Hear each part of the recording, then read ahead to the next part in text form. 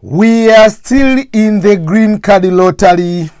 Time for people to continue applying, and today I'm going to continue the discussion of the green card lottery and to respond to so many questions, but they are related to the travel ban or the executive order number 13769, which is also famous known as the travel ban. As you all know, there was the executive order by the United States President Donald Trump to restrict certain countries on certain kind of visas not to come to the United States of America, and that was under the so-called the foreign terrorist entry into the United States. So it is people called Muslim ban. Though there are a few countries which were not Muslims, not the majority of those people or citizens of those countries are Muslims. So this topic today is not about politics. I have to put the disclaimer from the beginning of this particular video. I'm not coming here to discuss about politics. My entire channel is political free. I don't care your opinion on politics on one person over the other. Those can be different discussion, but here is just about education. So I want to see and I want to help those people from those countries have been asking me questions whether being listed into the travel ban, will that affect you to apply for the green card lottery? Will that affect you to be given the green card to come to the United States of America? So that is the point of this particular video. So as I said, it is called, if you wanted to know more about this one, is Executive Order number 13769. So it is called Protecting the Nation from Foreign Terrorist Entry into the United States of America. So it is a travel ban, but is also nicknamed as the Muslim ban. So are you affected if you are from the countries? First of all, we have to mention those countries. Do you know what are those countries? Yeah, you need to know the face of the countries. I know many people, they know the countries. And these countries include Iran, Libya, Somalia, Sudan, Syria, Yemen. At one point, Chad was part of those countries. North Korea. And then Venezuela, when we had, US had very big tension with Venezuela. So it was added, but Sudan was removed at one point. Chad, I think, is still, I don't know still if it's there, but the point is, I'm going to discuss all these countries, whether they have been removed or not removed. So when we talk about the travel ban, I'm talking of all these countries: Iran, Iraq, Libya, Sudan, Somalia, Syria, Yemen, Chad, North Korea, and Venezuela. So those countries, at one point, there are different kind of levels. There was ban 1, then it was updated to 8 countries. Some were removed, some were added, but I'm just going to talk all of them as one, whether all of them, they have never been removed from the travel ban. That will be fair. Yeah.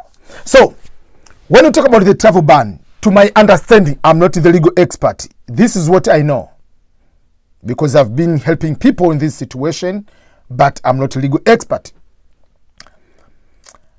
The travel ban is restricting certain kind of visas. Doesn't restrict all kinds of visas. It's a travel ban. It is not a study ban. Doesn't restrict you to come to the United States of America to study, for instance. If you have PhD scholarships scholarship from MIT, you will go there, even if you're from Somalia. If you have bachelor degree scholarships to go to Stanford, you'll come to America. If you have maybe going to pay for your own, you have money, you want to go to study at Princeton, go for it. So the travel ban, to my knowledge, doesn't restrict certain kind of visas. The majority of the restriction is more about the certain type of visas, which include tourist visa and business visas. Those are very strict. Majority of people are coming through those kind of visas.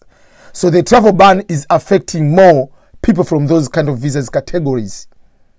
It doesn't affect people who are coming under study visas, F1 international students. It doesn't affect people who are coming to US under exchange visitor visas, who are Fulbright scholars. Because Fulbright scholars or Fulbright program is a Department of State program, the US government program to bring experts of languages, research, master's, PhD to come to America, and while there are so other Americans going to those countries. I was among the Fulbright scholars coming to the United States of America, and I was teaching Swahili language at Marshall University in Huntington, West Virginia, back in 2008, 2009. So, if you get scholarships, Fulbright scholarship to come to America, it is a Department of State program, it is a US government program, you'll be coming to America. So that's what I'm trying to explain is the Executive Order 13769 doesn't affect all kind of visas. It's not restricting not everyone not to come to America. It's a certain kind of visas have been restricted or banned for people to come here. But if you come, for instance, with exchange visitor visa, it's a US government program to come here, because I know there are some of Fulbright scholars from these countries are in the US. I have friends from Libya. They were Fulbright scholars back in the day, but there are some currently, they are here.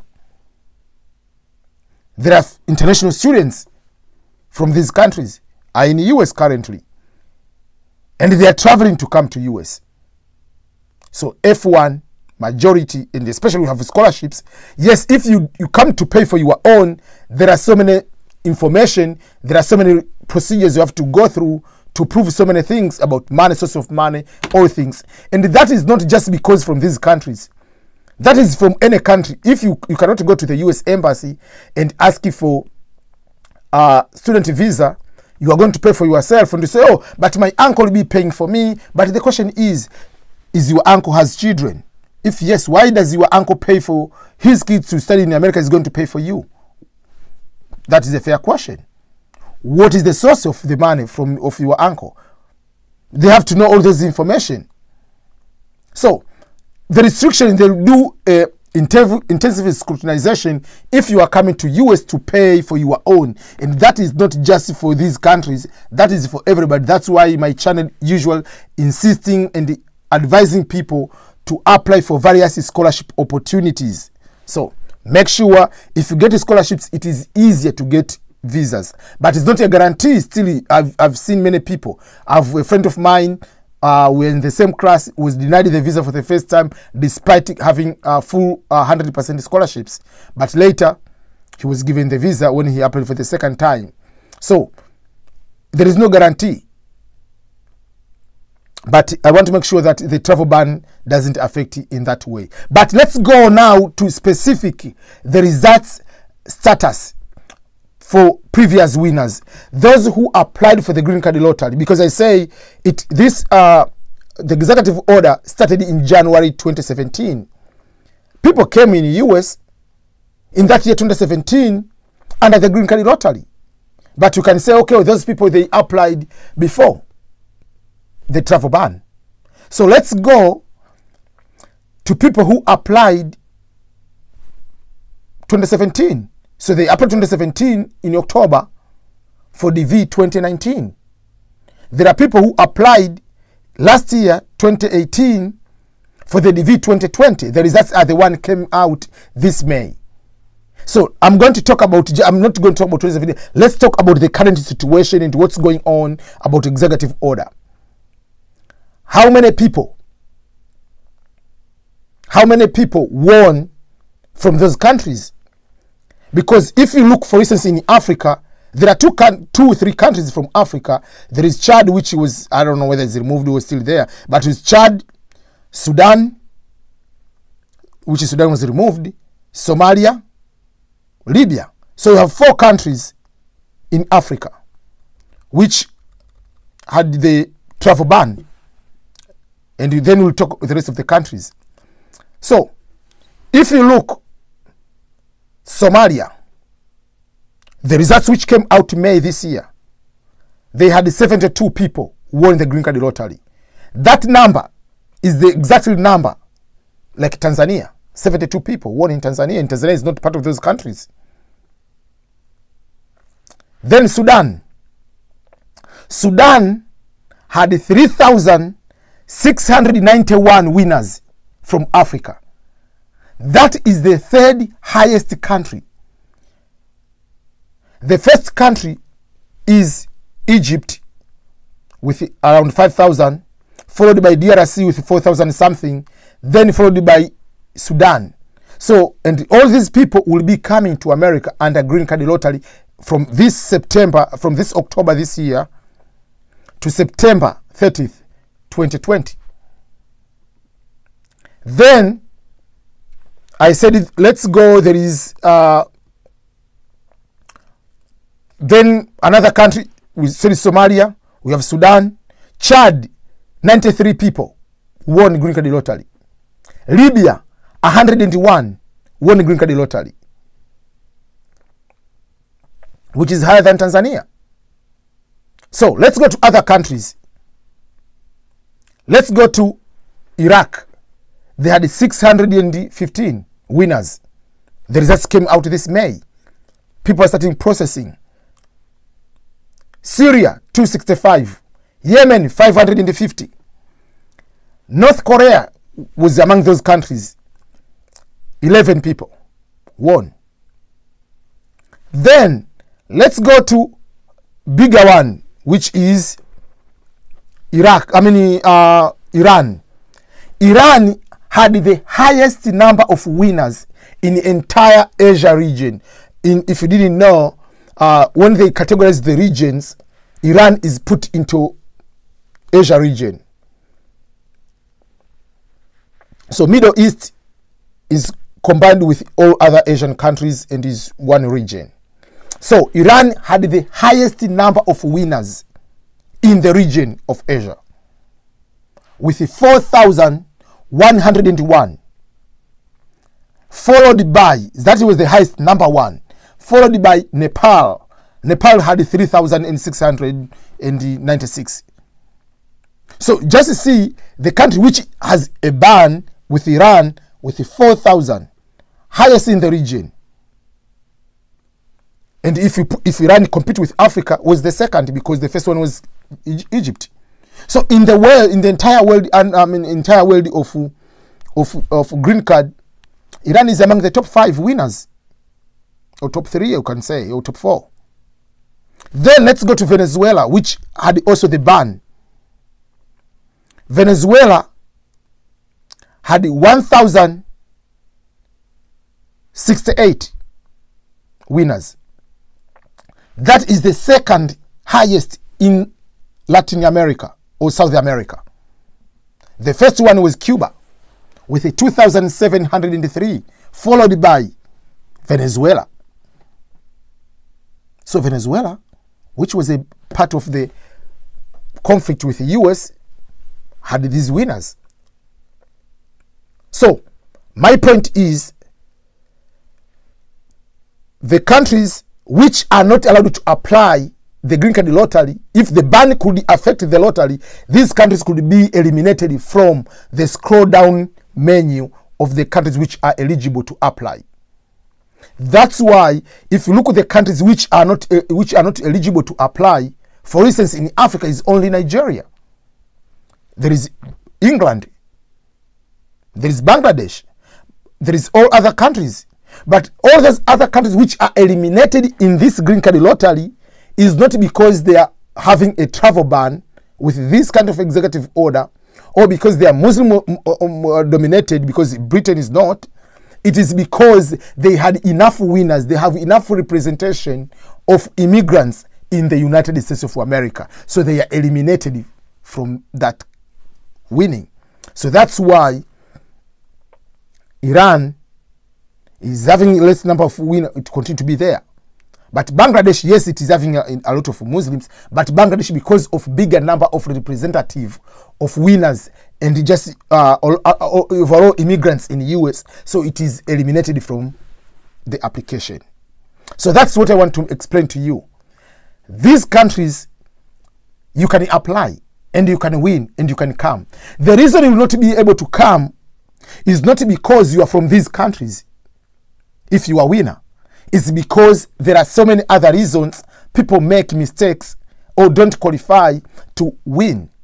You won, okay, but to get a visa, there are other things. For instance, if you don't have high school education, you need to have 2 years of work experience. So if you win, you don't have high school education and you don't have 2 years of work experience, obviously they're not going to allow you to come.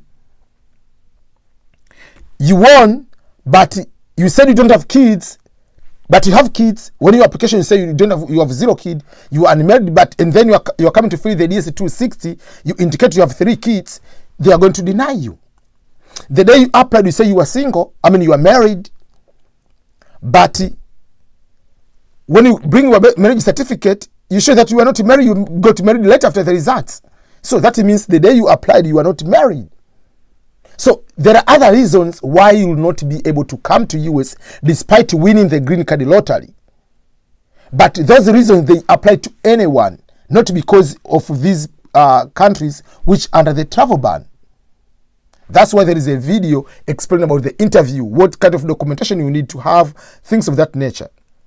So the travel ban, the Muslim ban, or the Executive Order 13769 has nothing to do, has no restriction on the green card lottery. So if you're from Somalia, you are from Libya, you are from Yemen, from Iran, from Saudi, or whatever, those from Sudan, Chad, North Korea, Venezuela, whether you are still in the ban, you are not in the ban, you are allowed to apply, and if you win, you will be able to come to America. So go ahead. We still have few days left to make sure that people are able to apply for the green card lottery. So go ahead and apply for the green card lottery, and I wish you all the best. If you have any question, make sure that you drop down here, put your comments here, and I'll be happy to answer your question.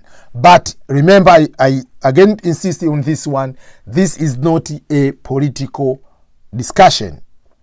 So don't come here to start, okay, was this whatever about Democrats and Republican, whether this one is about Muslim and about whatever.